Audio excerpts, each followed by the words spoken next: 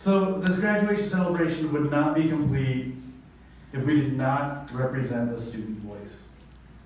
It is my honor to introduce our student speaker, Anna Hart. Anna Hart is graduating with a double major in music, vocal performance, and Spanish, and a double minor in Latin American Studies and Psychology.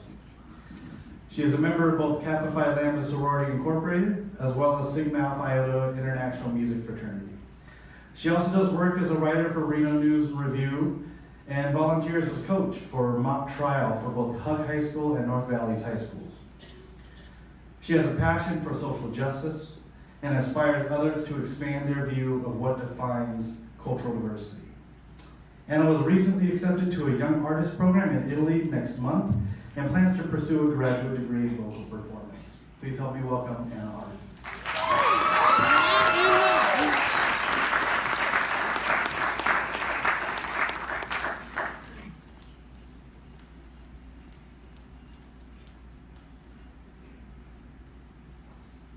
Hello all.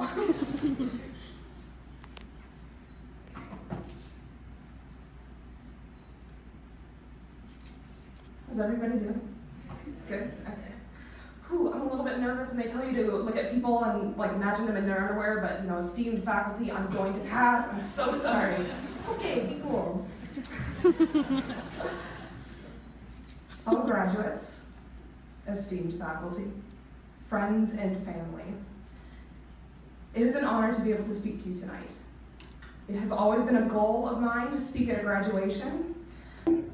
Of course, I never thought that the occasion would arise so quickly, so when I was told a few weeks ago that I would be the speaker, I thought it would be only fitting to write the speech in the same way I completed most of my college assignments. So I waited until the night before it was due, got a little bit of wine drunk, and began frantically writing and hoped for the best, so here we go!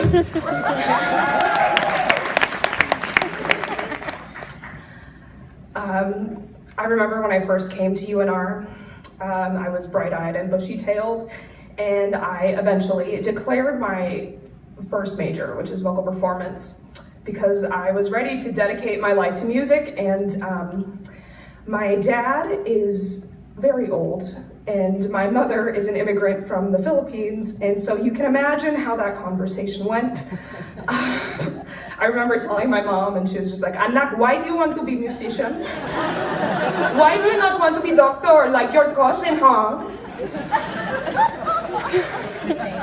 And so I will walk out of UNR with a vocal performance degree and a minor in answering the question, well, what are you gonna do with that?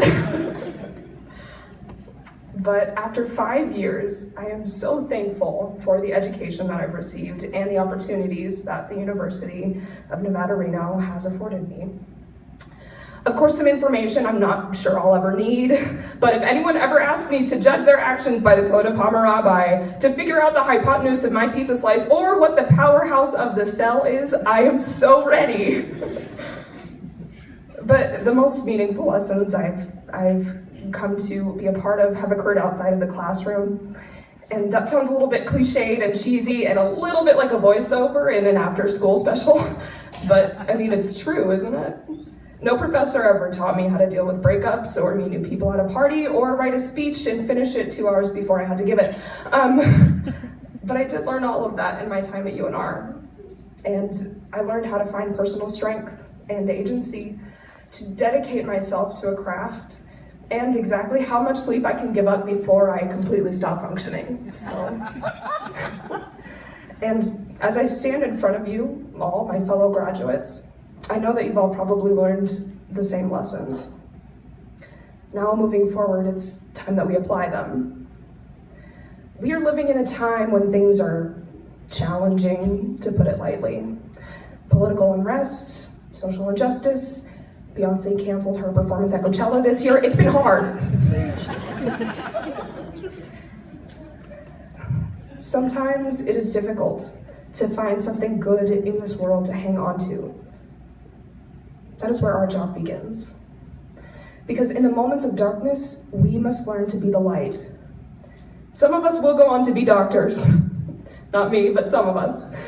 Some will be scientists, others will be politicians, writers, and maybe even musicians. wherever your path takes you, make sure that your footsteps are bright and bold, because you never know who is looking to follow them.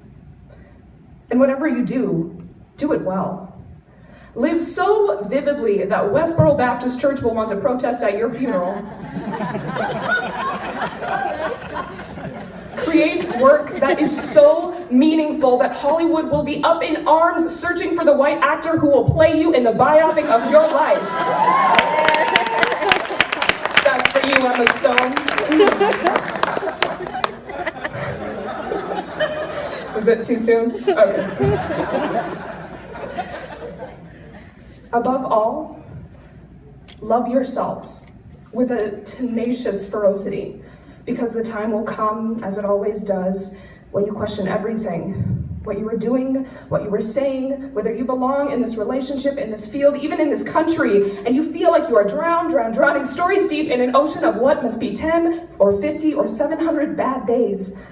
And maybe you won't have someone there to remind you that you are love and you are light. But you are.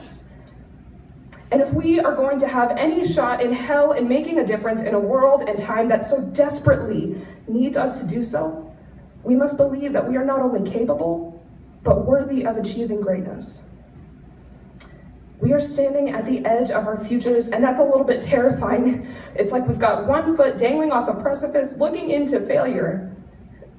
But that's how every second of our lives going forward should feel like. Because how can we expect to reach the apex of our potential if everything we're grasping for is always comfortably within our reach? Regardless of our respective degrees, beliefs, genders, sexual orientations, cultural or ethnic backgrounds, we all hold the potential to bring good into this world. Let every action that we take going forward hold that purpose.